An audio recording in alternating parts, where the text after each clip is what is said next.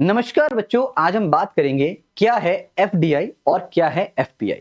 कई बार आपने देखा होगा परीक्षाओं में यहाँ से क्वेश्चन देखने को मिलता है। तो पहले बात करते हैं एफडीआई के ऊपर। बेटा एफडीआई का फुल फॉर्म है फॉरेन डायरेक्ट इन्वेस्टमेंट, प्रत्यक्ष विदेशी निवेश। मतलब क्या है इसका?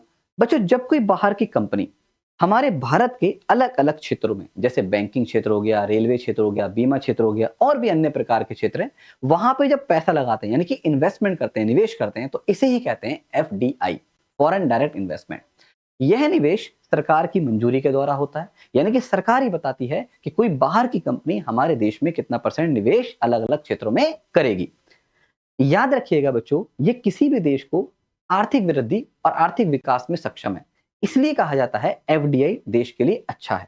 यही अगर बात करें एफपीआई को लेकर, तो एफपीआई का फुल फॉर्म है फॉरेन पोर्टफोलियो इन्वेस्टमेंट, यानी कि विदेशी पोर्टफोलियो निवेश।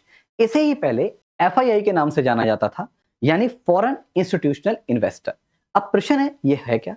तो बच्चों जब बाहर की कंपनी या बाहर के लोग हमारे भारत के शेयर बाजार में या कंपनियों के शेयर में निवेश करते हैं, तो इसे ही कहते हैं फॉरेन इंस्टीट्यूशनल इन्वेस्टर या एफपीआई भी कहा जाता है। अब आपको पता ही है कि हमारे शेयर बाजार के कर्ता धर्ता हैं सेबी, यानी कि जब भी कोई कंपनी जो कि बाहर की है हमारे भारत के शेयर मार्केट में निवेश करेगी, तो सबसे पहले उसे सेबी से परमिशन लेना पड़ता है।